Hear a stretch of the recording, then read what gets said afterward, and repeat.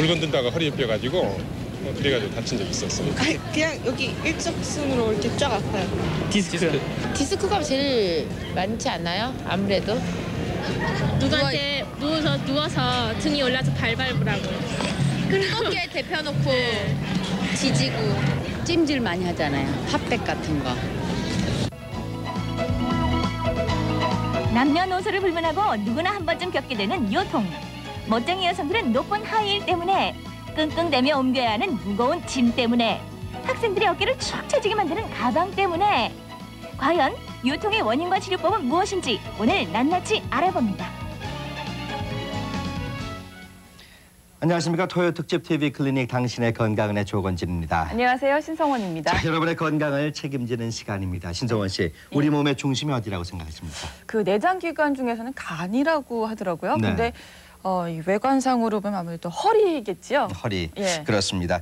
아무래도 그 우리의 중심이 허리인데 만약에 허리가 구부정해 보이면 뭔가 불편하기도 하고 네. 또 많은 분들이 요즘 그 허리 때문에 또 고민들을 많이 하신다고 합니다. 그렇습니다. 네. 오늘은 이 허리에 대해서 자세하게 알아보는 시간 갖겠습니다. 네. 연세대학교 세브란스병원 재활의학과의 박창희 교수님 모셨습니다. 네. 자, 그리고 고려대학교 구려병원 정형외과의 소승우 교수님 또 자리에 함께 하셨습니다. 고맙습니다. 네.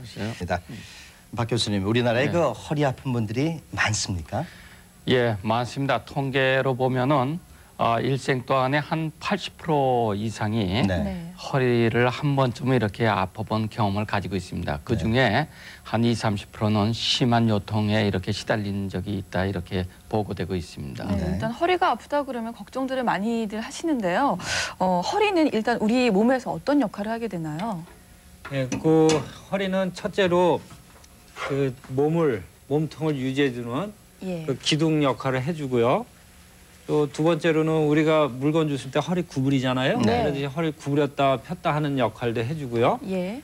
그다음에 의학적으로 가장 중요한 거는 그 척추 신경이 지나가는 그 통로 역할을 해줍니다. 이 척추 자체가. 예. 그래서 척추를 통해서 다리로 신경이 내려가게 해주는 연결 통로를 해주고. 예. 그래서 척추를 다쳐서 신경이 마비가 되게 되면은 하반신 마비도 올 수 있는 그런 경우가 발생하고요. 예.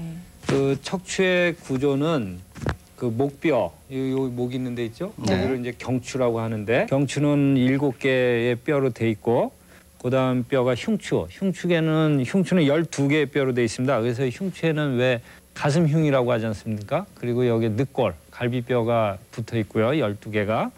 그리고 우리가 흔히 말하는 허리라고 이야기를 하죠. 그래서 이 허리 보면 우리 잘록하게 들어간 부분이 있지 않습니까? 이 부위는 요추라고 합니다. 요거는 5개의 그 뼈로 또 구성이 돼 있고요. 그리고 꼬리뼈 있는 부분에 해당하는 그 천골이라는 거와 그 추골, 그 미골로 해가지고 총 한 34개 정도의 척추뼈로 구성되어 있습니다. 네. 그 척추의 구조에 대해서 저희가 설명을 잘 들었는데 이 허리 아픈 병, 요통이 왜 생기는 겁니까? 예, 요통의 원인은 제일 많은 게 요추부 염자입니다. 그 염자란 건 뭔가 하면은 근육이 이제 좀 외상을 입거나 뭐 삐끗하거나 이래서 이제 오는 거고 또 많은 게 근막동통 증후군이라고 그래가지고 근육이 뭉치는 겁니다. 이런 것도 있고 우리 소위 말하는 척추 디스크라는 것도 있고 또 퇴행성 관절염 뭐 이외에도 여러 가지 원인이 있습니다. 뭐 심한 경우에는 암이 전이 돼서 오는 경우도 있고 염증이 있는 경우도 있고 이런 여러 가지 원인이 있을 수가 있습니다. 그 중에서 가장 많은 게 어떤 걸까요? 예, 그 중에 제일 많은 게 이제 요추부 염자 내지 근막동통 증후군이라고 그래서 이런 것들이 가장 많습니다. 그 어떤 분들은 뭐 그 엑스레이 촬영을 해도 아무 이상이 없는데도 허리가 아프시다고 하시거든요. 예. 그런 경우가 이제 대개 이제 근막동통 증후군이라고 이제 요추부 염자나 이런 경우가 많은데 이런 경우 보면은 이제 반복된 어떤 그 무리되는 일을 한다든가 혹은 거기에 또 가벼운 외상을 입는다든가 혹은 이제 스트레스 같은 게 이제 많은 특히 이제 주부들 이런 분들 보면은 이제 허리 아픈 분들이 많이 있습니다.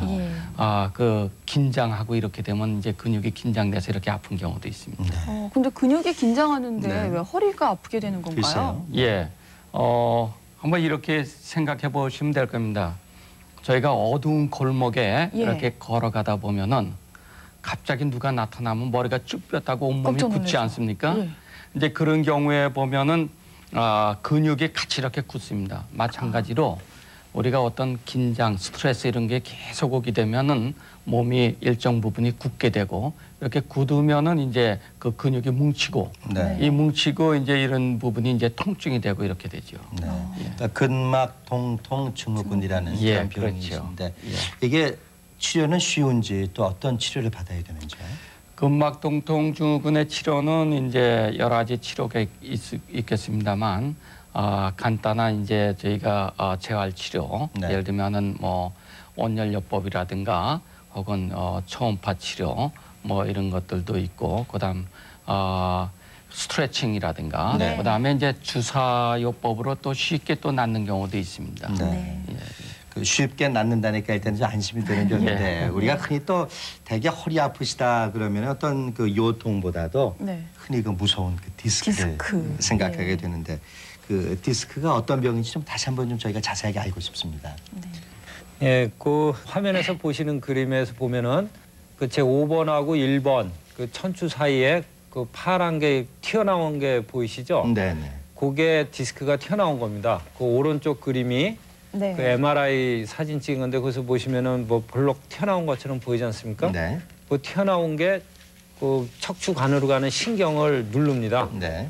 그게 자극을 해가지고 다리로 가는 신경을 자극해서 네.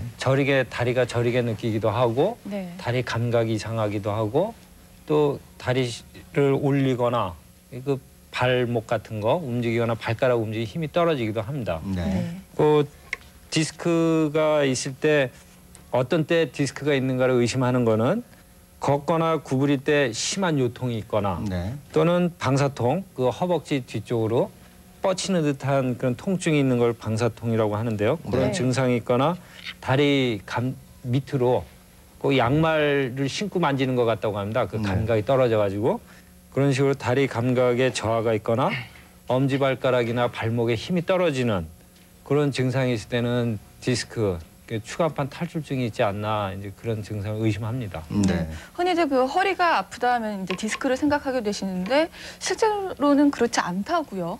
예, 그렇지 않은 경우도 많이 있습니다. 네.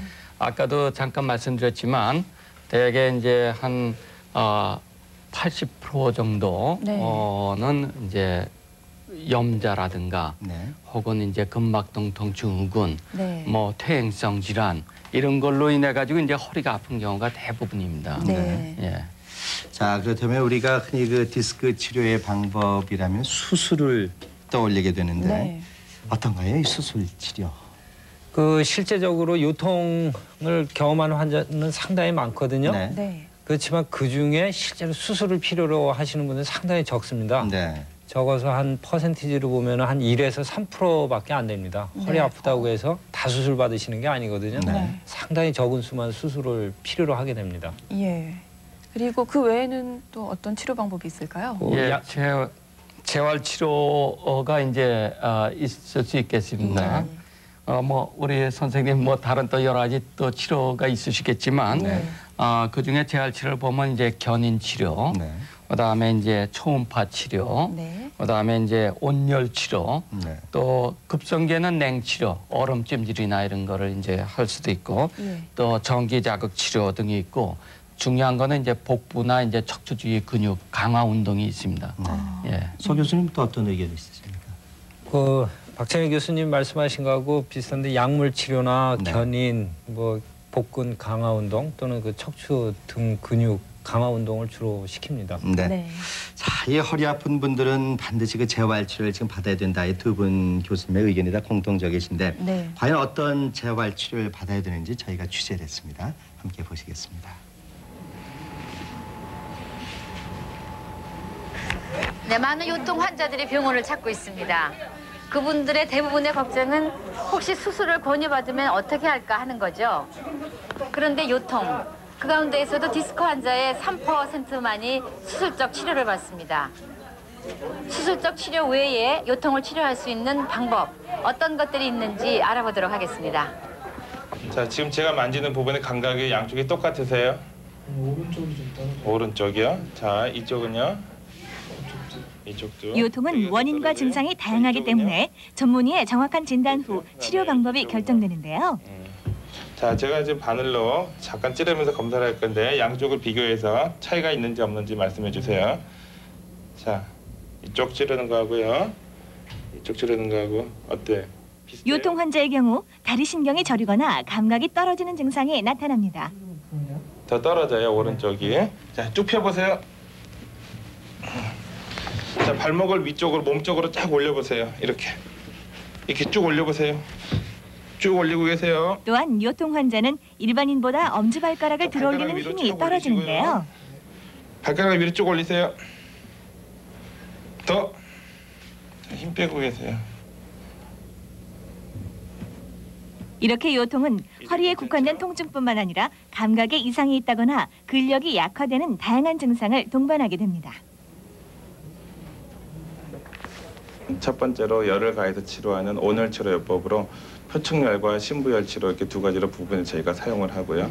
두 번째로는 전기치료 방법을 사용할 수가 있습니다. 그래서 간섭파 전기라든지 아니면 저주파 전기 치료기를 이용해서 그 통증을 치료하고, 세 번째로는 급성기 때 주로 사용하는 방법으로서 냉치료를 사용합니다. 그래서 집에서는 얼음 등을 이용해서 마사지를 하듯이 이용해서 사용할 수가 있고, 네 번째로는 이제 디스크가 심하거나 어떤 척추간의 공간이 좁아진 경우에 견인 치료를 이용해서 치료를 할 수가 있습니다. 몸무게가 몇 킬로시죠? 80kg. 네. 통증을 감소시키는 견인 치료는 요추에 기계적 힘을 가해서 몸을 상하로 늘려주는데요. 견인 강도가 높을 경우 인대나 근육에 손상을 줄 수 있기 때문에 개인의 몸무게에 따라서 견인 강도는 달라집니다. 네, 지금 견인 치료를 받고 계시는데요. 선생님, 이렇게 견인 치료할 때 주의할 점이 어떤 것이 있어요? 환자분이 이렇게 누워 계실 때 한 20분 정도 하고 계시거든요. 그럴 때 지루하거나 그러면 이제 보통 뭐 신문이나 책 같은 걸 갖고 오셔요. 그래서 이렇게 누운 상태에서 아무 생각 없이 책이나 그 신문을 이렇게 보고 계시는데, 그렇게 팔을 들고 계실 때는 등 쪽에 있는 근육이 긴장을 하기 때문에 견인 치료의 효과가 충분히 나질 않거든요. 네. 그래서 이렇게 치료를 하고 계시는 동안에는 아주 편안한 상태예요. 견인 치료 시에는 첫째도 둘째도 절대 안정이 최고. 잠을 자거나 명상을 하라. 또한 요통의 재활 치료에는 감각신경을 다양한 전기를 이용해 자극하는 저주파 치료가 있고요. 열을 이용한 열 치료가 있는데요. 통증을 줄이는 동시에 미열 효과와 마사지 효과를 함께 누릴 수 있으며 치료의 효과를 높이기 위해서 같이 시행하는 것이 좋은 치료법입니다.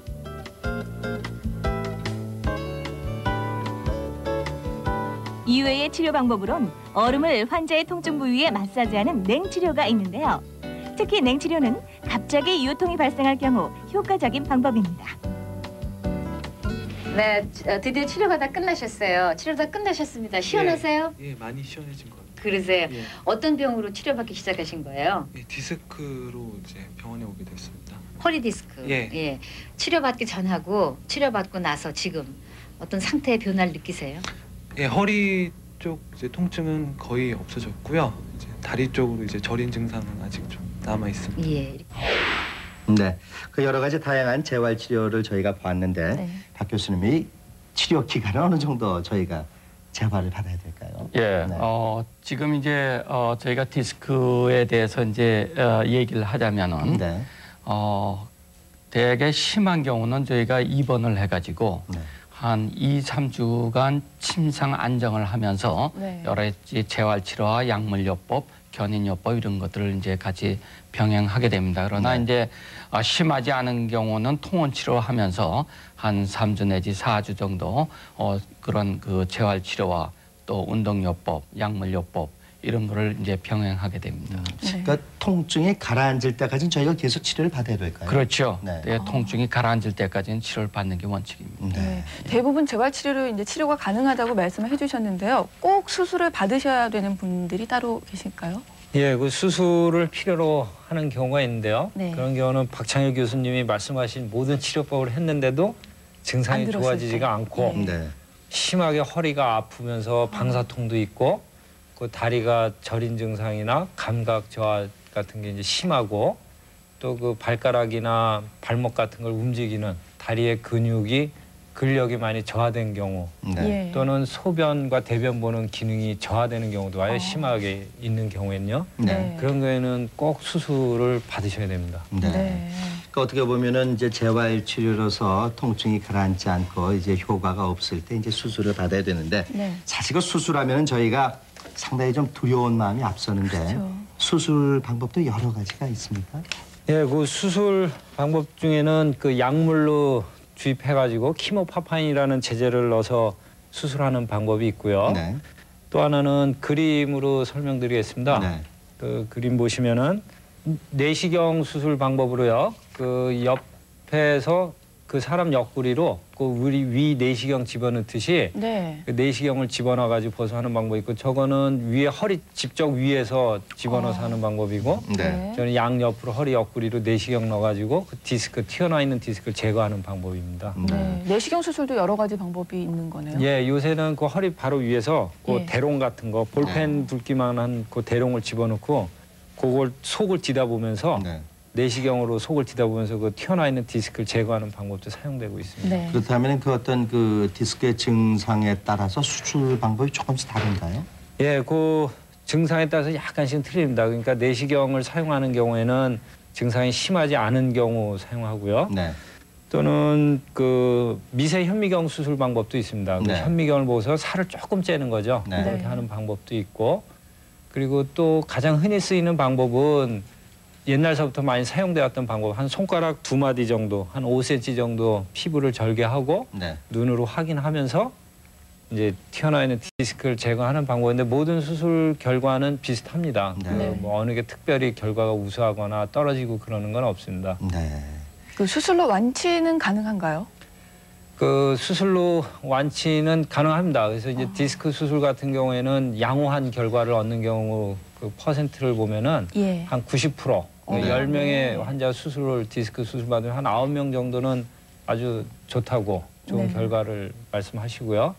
근데 이제 연세 드셔가지고 그 퇴행성 척추가 있어가지고 수술하면은 그 결과가 옛날처럼 완전 복구되는 건 아닙니다. 그 아무래도 수술을 받은 뒤에도 꾸준한 재활 치료를 받아야 되는 걸로 저희가 알고 있는데 어떻습니까? 일반적인 재활 치료, 그러니까 수술을 받고 난 재활 치료는 어떤 차이점이 있을까요? 예, 좀 차이점이 있습니다. 수술을 받고 나면은 뭐 다 아시다시피 이제 그 수술비가 많이 아프기 때문에 움직이지 못하게 되고 그러면 또 척추 주위의 근육이 더 약화가 됩니다. 그렇기 때문에 그런 거를 더 강화를 사실 시켜야 되는데 수술 직후에는 강화시키기가 굉장히 어렵습니다. 통증 때문에. 그래서 수술 전에 되게 미리 강화 운동을 좀 시켜주고 그리고 수술을 받으면은 훨씬 더 효율적으로 이렇게 할 수가 있겠습니다. 예. 그리고 이제 수술 후에는 대개 이제 저희가 직후에는 그 근육이 약하기 때문에 보조기를 이제 착용시켜 줍니다. 그래서 여기 제가 실물을 들고 나왔는데 이렇게 이제 딱딱한 걸 허리에다 이제 채워가지고 근육을 좀 보강해주고 또 이제 연세가 드신 분이나 이런 분들은 좀 부드러운 걸로 이렇게 갖고 허리를 보강해주는 그런 보조기를 이제 착용할 수가 있겠습니다. 특히 아이 낳고 많이 허리가 아프다고 하시더라고요. 왜 그러신 건가요?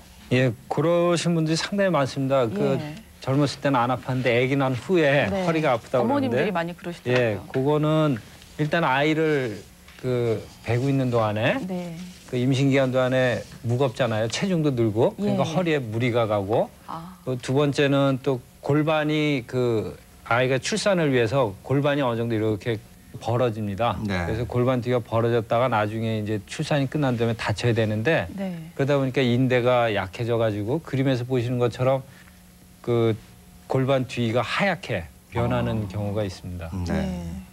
그렇다면 임신을 전후해서 특히 여성들 산모의 요통을 방지할 수 있는 방법은 없을까요?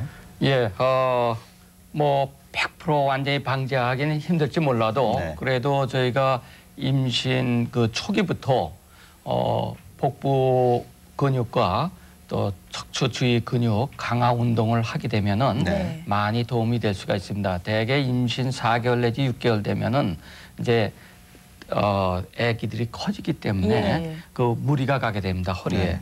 그래서 근육이 또 부담이 가고 또 인대도 늘어나고 이러는 경우가 생기기 때문에 네. 그 전에 운동을 충분히 복부 강화 운동을 하게 되면 요통 없이 잘 분만할 수가 있겠습니다. 네. 아주 반가운 소식이 아닐 수가 없는데 네.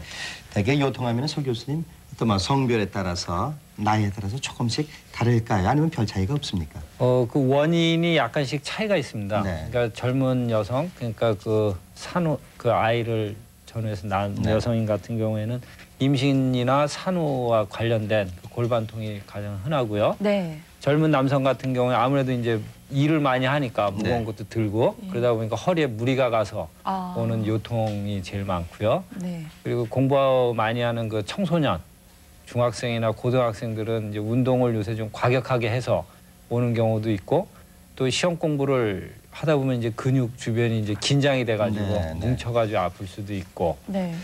그리고 이제 연세 드신 할아버지나 할머니들은 이제 주로 퇴행성 관절, 그 척추에도 관절이 많이 있습니다. 네. 그래서 그 이제 퇴행성 변화가 와서 허리가 아픈 그런 원인이 약간씩 다 조금씩 틀립니다. 네. 그 척추관 협착증이라는 병명을 들어본 적이 있거든요. 어떤 예. 병인가요? 척추관 협착증이라는 거는 우리 수도관이라고 하지 않습니까? 네, 수도물이 네. 다니는 걸 척추신경이 다니는 길을 척추관이라고 합니다. 네. 거기가 협착이 되는 척추신경이 다니는 길이 협착이 되는 거를 척추관 협착증이라고 하는데 네. 그래서 이제 그 좁아진 데서 신경이 눌리게 됩니다. 네.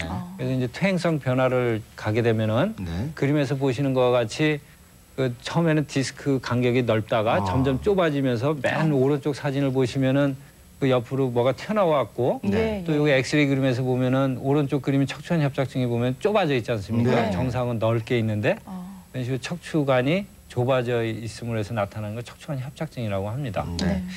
그래서 그 연세 높으신 그 할아버님 할머님들이 이렇게 허리를 구부정하게 다니신 이유가 바로 저기 원인이 있습니까? 예, 그거하고 관련이 상당히 많습니다. 그 그림을 보시면요. 네.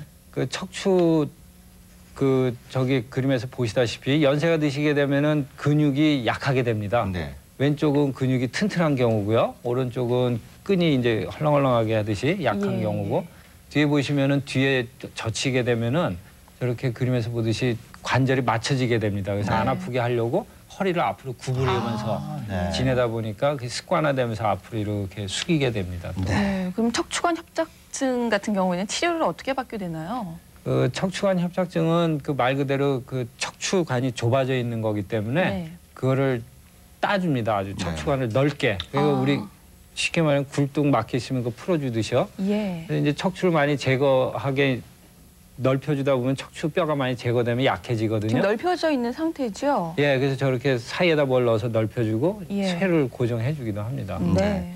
특히 이제 연세 드신 분들은 아무래도 재활 치료에 이렇게 신경을 많이 쓰셔야 될 텐데 이제 아까도 그 보조기 처음 보시면 어르신들이 많이들 차고 계시더라고요. 예, 예. 이 효과가 아주 우수합니까? 우선 그 지금 방금 말씀하셨듯이 네. 연세가 드시면 이제 뭐 복부 근육도 약해지고 허리 주위 근육도 약해지고 그러니까 자꾸만 집행에 의지하게 네. 되고 구부리고 이러는데 그런 걸 좀 이렇게 보조로 보조기를 그 보조를 해주면은 좀 그 편하십니다. 네. 그런데 주의하셔야 될 게 보조기를 하시게 되면은 또 운동을 안 하고 거기에 의지만 하기 때문에 네. 더 약해질 수가 있어서 네. 보조기를 하시더라도 중요한 게 복부 강화 운동이 아주 중요합니다. 네. 예. 그 보조기는 얼마나 오랫동안 그 하고 계셔야 되나요? 사실 그 아주 급성기 통증이 있을 때 예. 그럴 때만 보조기를 해주시고 그렇지 않을 경우에는 보조기를 빨리 풀는 게 좋습니다. 예. 그리고 우선은 바로 이어서 복부 강화 운동에 그 운동을 해주는 게 많이 도움이 됩니다. 네. 그 복부 강화 운동이라는 게 과연 그 어떤 운동인지 저희가 또 재활 운동을 모아봤습니다. 함께 보시겠습니다. 지금 배에 힘을 주고 있는데 네. 저와 함께 이제 저렇게 하면서 엉덩이를 사실 들어줘야 됩니다. 네. 지금 엉덩이를 번쩍 들어주고 그 다음에 저 무릎을 구부리면서 복부에 갖다 대는 운동, 어떤 분들은 저런 게 힘들 수가 있지만 편안히 누워서 다리를 끌어다가 복부에 대는 운동, 저런 것이 이제 둔부 근육을 스트레칭도 하고 두 다리를 모아서 저렇게 하게 되면 복부 근육도 강화가 되면서 둔부가 스트레치가 됩니다. 저거와 함께 이제 엉덩이를 들어주는 거, 즉 무릎을 세우고 발을 바닥에 대고 엉덩이를 들어주면은 이제 저거와 함께 좋은 운동이 될 수가 있습니다. 머리도 같이 이렇게 들어주시네요. 예.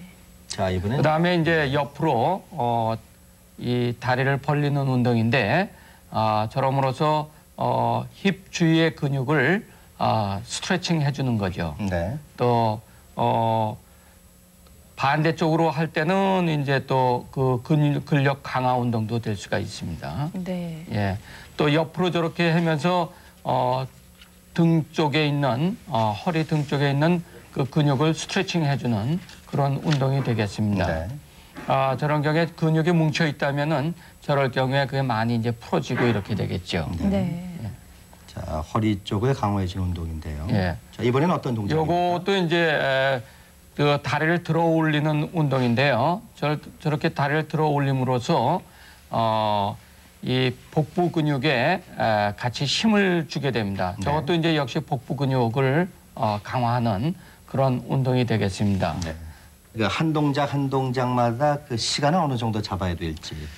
보통 한 가지 운동을 2, 30회 정도 이렇게 해주시면은 어떤 분들은 저 운동을 저 말고도 몇 가지가 있습니다. 지금 이제 간단하게 설명해드렸지만 그러면 이제 이 복부 근육에 왕자가 새겨질 정도로 오래 하게 되면 그렇게 튼튼해지는 경우가 있습니다.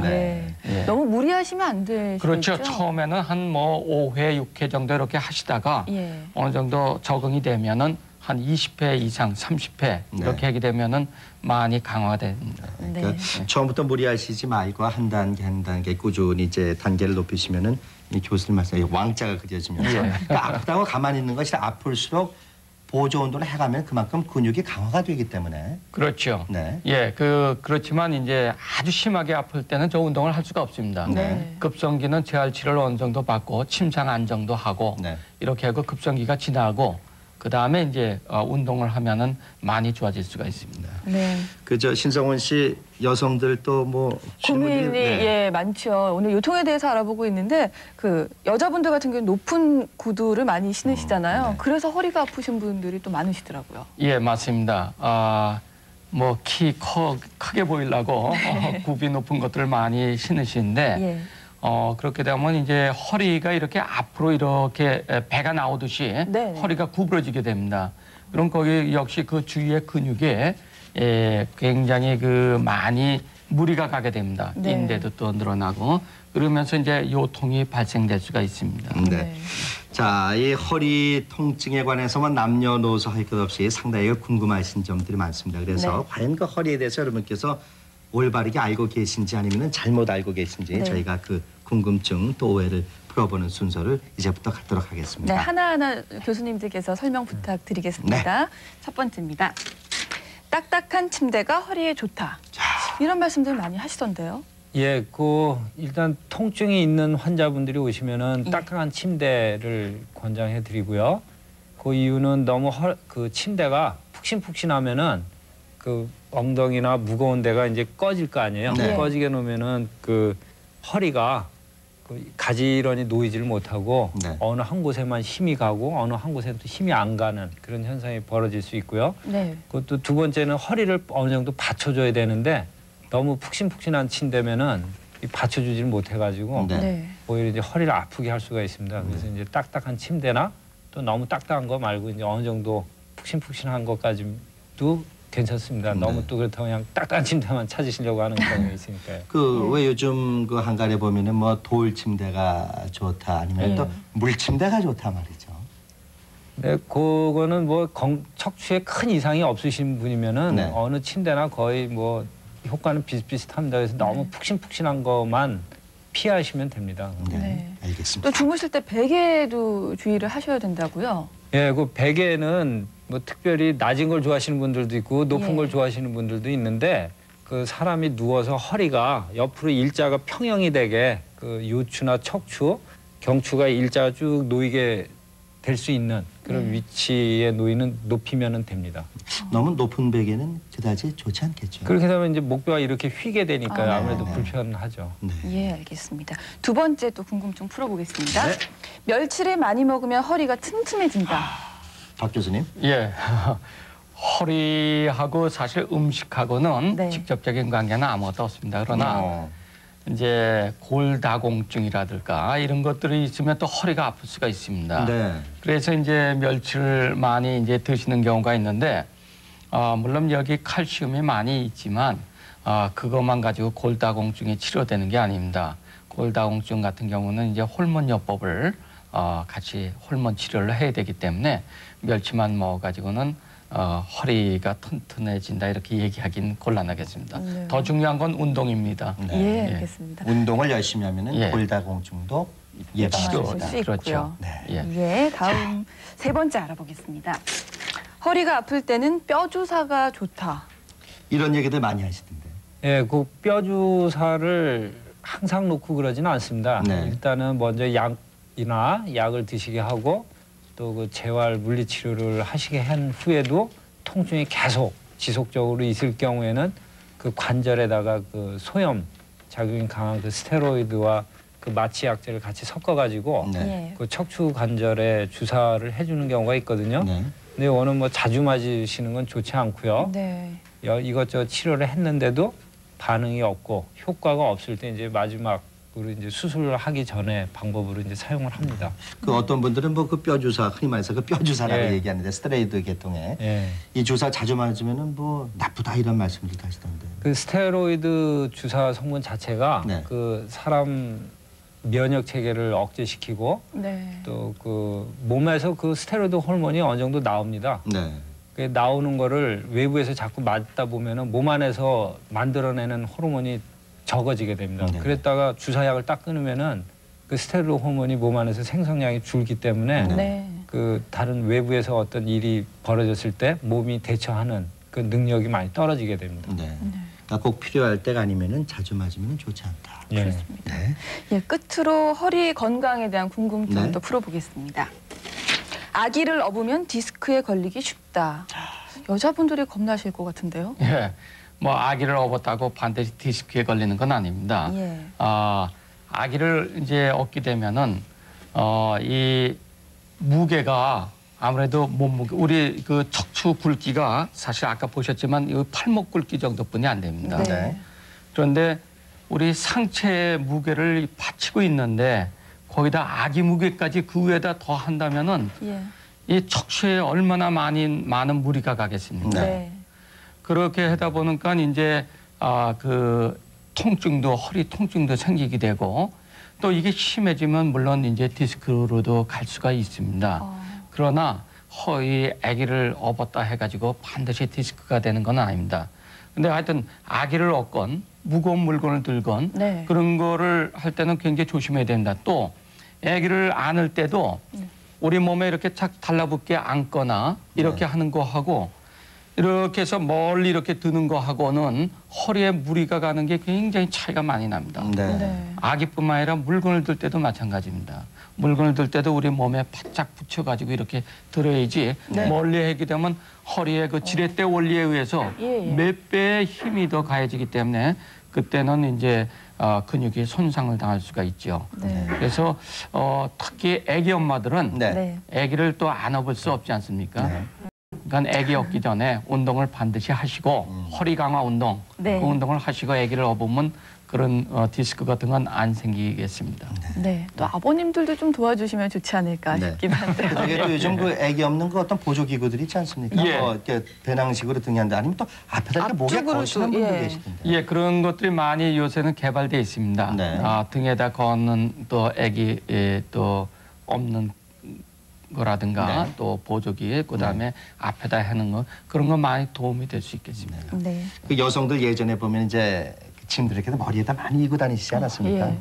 이게 과연 예, 저희 그 그래서 이제 옛날 분들 보시게 되면 허리 아프신 분들이 아마 대부분 연세 50, 60 되시면 허리 안 아프신 분들이 없으시죠. 네. 그 예전에는 무거운 거 다 이고 지고 이렇게 하다 보니까 허리에 얼마나 그 많은 부담이 갔겠습니까? 그러다 보니까 척추도 빨리 퇴행성 변화가 빨리 오고 그다음 근육도 또 무리가 가고 또 한 번 아프면 근육을 또 안 쓰게 됩니다. 그럼 더 약해지고 그럼 또 통증이 다시 오고 이렇게 악순환을 하다 보면은 그렇게 허리나 혹은 목 아프거나 이런 분들이 많이 생기게 마련입니다. 자, 이번에는 그 스포츠와 또 그 허리에 관한 그 여러 가지 질문을 좀 드리고 싶은데 제가 이제 골프 중계를 하다 보니까 주변에서 그 골프 치신 분들이 허리 통증을 많이 호소하시거든요. 예. 네. 그 골프 운동하면 일단 허리가 좋아야지 잘 친다고 하지 않습니까? 또 허리를 많이 쓰니까요. 그래서 골프 치시는 분들 중에 요통을 호소하시는 분이 많은데 일단 허리가 아프면은 골프를 쳐서 아픈 거니까 일단 그 운동을 좀 중지하셔야 되고요.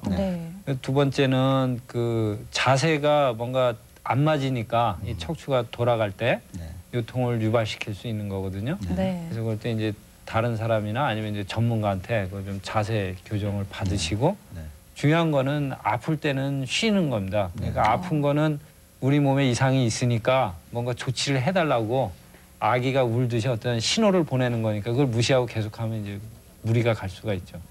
박 교수님, 이게 이제 재활 치료 어떤 보조 운동은 어느 것을 해주는 게 좋을까요? 이 골프 때문에 허리 아프신 분.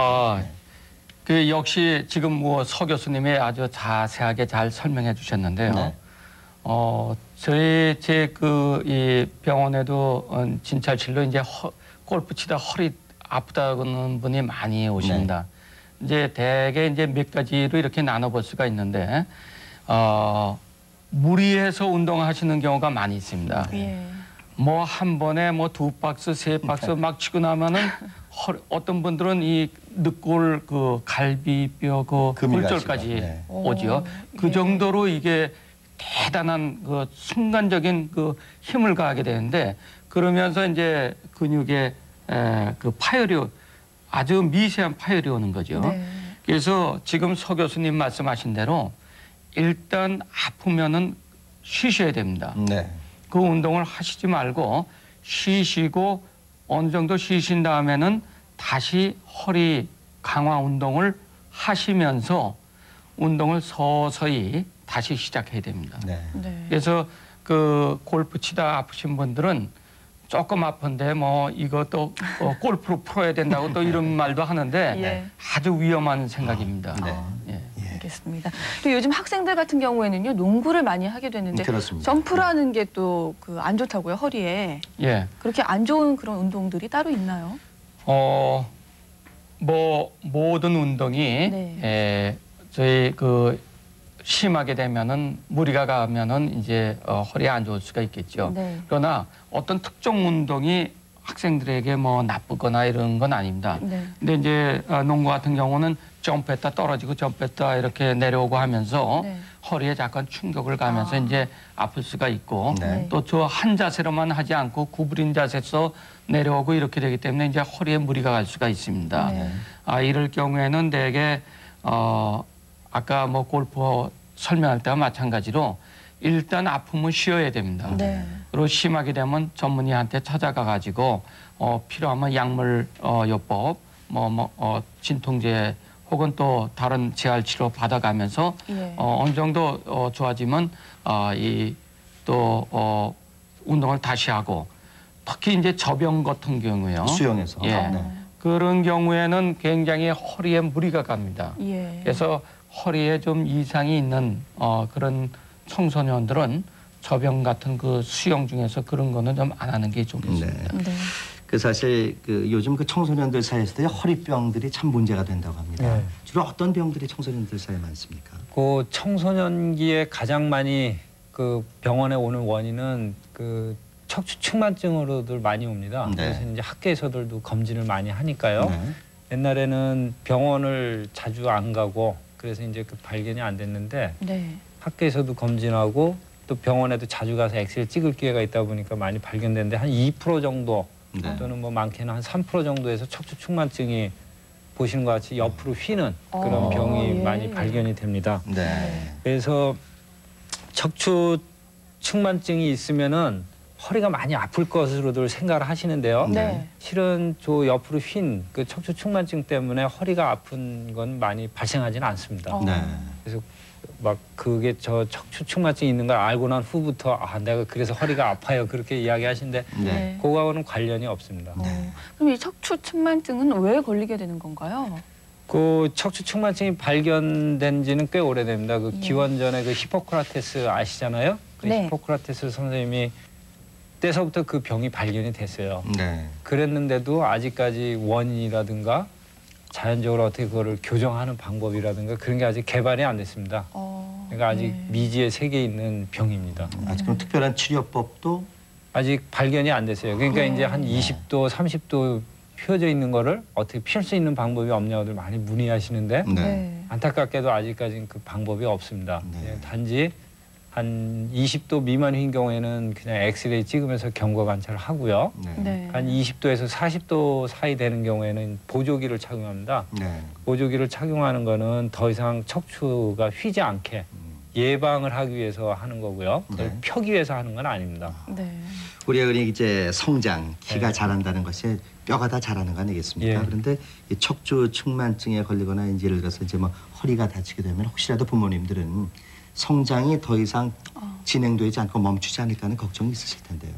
예, 그런 걱정을 많이 합니다. 그 혹시 이제 같이 척추 측만증이 있으면서 키가 작은 아이들 보면은 아이가 이게 허리가 휘어서 키가 못 크는 거 아니냐고 하는데 사실은 척추 성장에는 전혀 문제가 없습니다. 그 디스크가 있어도요. 그 척추 뼈 자라는 거는 다 자기 원래 타고난 만큼 다 자랍니다. 단지 이제 척추 측만증이 있는 게 옆으로 휘니까 그것 때문에 이제 약간 키가 작아 보일 수 있고요. 디스크가 있어도 키 크는 데는 전혀 지장이 없습니다. 어떤 학생들이 이 다리를 이 의자 안으로 못 넣더라고요. 밖으로 이렇게 빼놓고 있는 학생들도 많이 보게 됐는데 체격에 맞는 책걸상은 어떤 건가요? 항상 저희가 책상에 의자에 앉을 때 의자가 이제 높이가 다리 높이와 거의 비슷해가지고 다리가 이제 땅에 이렇게 좀 닿을 정도 그 정도 높이여야 되고 그다음에 깊이가 오금이 한 4cm 정도는 이렇게 좀 여유가 4cm 정도 여유가 있도록 그렇게 이제 좀 깊이가 되고 또 이 등도 약간 좀 이렇게 좀 한 100도 정도 이렇게 약간 뒤로 하면서 저희가 허리를 보면 이렇게 좀 앞쪽으로 이렇게 휘어져 있지 않습니까? 그 정상 그 곡선을 좀 이렇게 대줄 수 있도록 약간 등이 이제 굽어진 게 많이 그 좋은 그런 책상이고 또 팔꿈치 높이도 우리가 90도 이렇게 구부렸을 때 여기에 이렇게 달 정도 그 정도 이제 팔꿈치는 이제 그런 게 있으면 좋겠습니다. 이 정도 90도면 이 정도가 되겠습니까? 그다음에 이제 뭐 그렇죠. 그 정도 아니 이 정도 이거 좀 내려가지고요. 밑으로 내려서 90도 정도 했을 때 닿는 정도가 되겠고 또 책상에 이제 이 공부를 하고 글을 읽을 때 제일 좋은 거는 책받침을 이렇게 좀 경사로 된 책받침을 놓고 보는 게 가장 좋습니다. 한 2, 3cm 띄워놓고 2, 30cm 띄고 볼 수 있는 그런 자세가 좋겠습니다. 요즘 보면은 뭐 책상의 종류보다도 사실은 교수님 의자가 참 여러 가지가 많이 나와 있습니다. 어떤 뭐 이런저런 그런 그 의자들이 많이 나왔는데 역시 그 좋은 의자를 저희가 선택하는 어떤 방법이 있으면 좀 알려주십시오. 약간 좀 딱딱하면서 등이 좀 이렇게 좀 굽은 그런 데에 앉으시는 게 좋은데 또 의자가 너무 높아서 발바닥이 바닥에 안 닿아도 그것도 문제가 있습니다. 근데 저희 대개 집에 거실에 놓는 어떤 집 가보면은 그 거실 소파가 이게 높아가지고 우리 한국 사람 다리가 좀 짧은 사람들은 안 닿는 경우가 있는데 그렇게 되면 허리에 굉장히 부담이 갑니다. 그래서 그런 경우에는 이 소파도 조금 좀 높이가 낮고 그다음에 약간 좀 딱딱한 기운이 있으면서 등이 이렇게 또 너무 깊게 되면은 다리 오금쟁이가 또 거기에 맞습니다. 4cm 정도 이게 여유를 가지고 등은 또 대야 되는데 그게 안 되는 경우가 있거든요. 네. 근데 이게 워낙 넓으니까 이제 다리가 짧은 분들은 그 허리에 무리가 가게 되죠. 네. 그 여러분들 지금 혹시 앉아 계신 그 의자나 소파가 여러분 건강에 맞는 것인지 한번 좀 그 점검해 보시는 것도 좋겠어요. 그렇습니다. 네. 그리고 허리 건강을 위해서는 네. 이 평소에 생활 습관이 중요하다는 말씀 네. 계속 해주고 계신데요. 어떤 습관들이 좋은 건지 화면 준비했습니다. 함께 보시죠.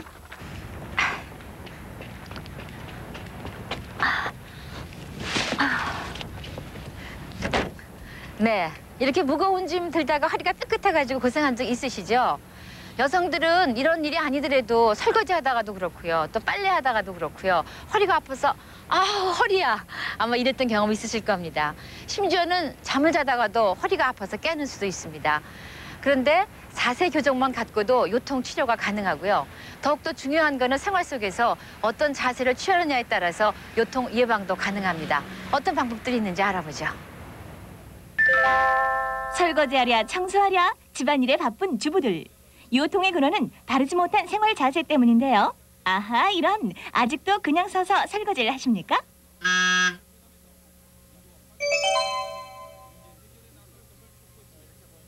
허리의 부담을 줄이기 위해선 발판을 이용해 교대로 바꿔주는 것이 요통 예방의 기본.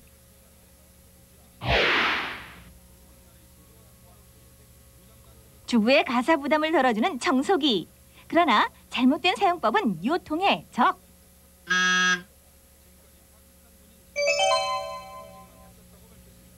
허리를 조금 굽히고 한쪽 발이 앞으로 향하는 것이 바른 자세.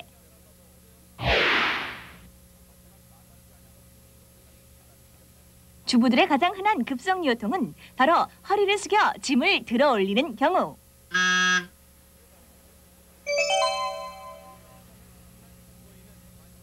아무리 작은 짐이라도 일단 무릎을 굽히고 짐을 잡아 몸에 밀착시킨 후 아랫배에 힘을 주고 들어 올리는 방법이 최고.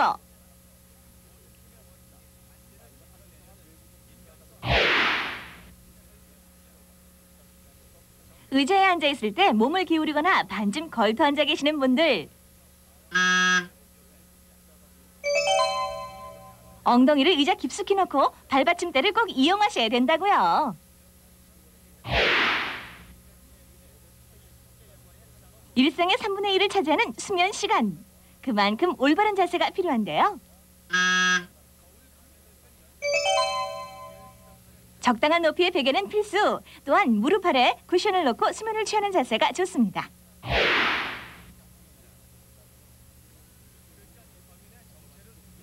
엎드려 자면 허리가 쿡쿡 쏘신다는 분들.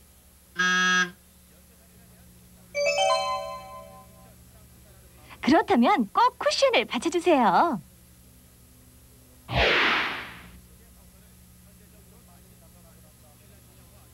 수면 시 한쪽으로 눕더라도 몸이 일직선이 되게 베개 하나를 더 준비하시라. 운전대와 넉넉히 떨어져야 운전이 잘 되신다고요? 천만의 말씀. 엉덩이와 등을 의자에 붙이고 적당히 앞으로 당겨 앉아야 합니다.